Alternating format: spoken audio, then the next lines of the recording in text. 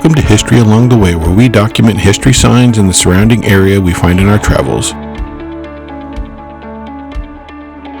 Today we stop at Boone's Ferry Park in the city of Wilsonville to look at the Boone's Landing marker.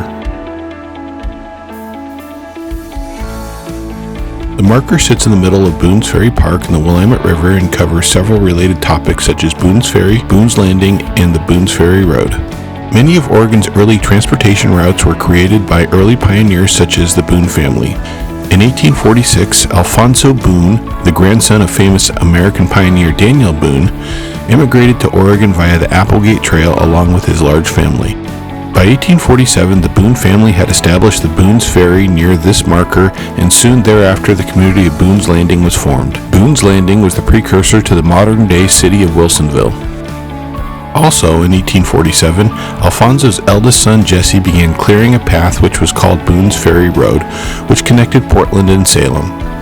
Nearly 100 years later, I-5 was laid parallel to the original roadway.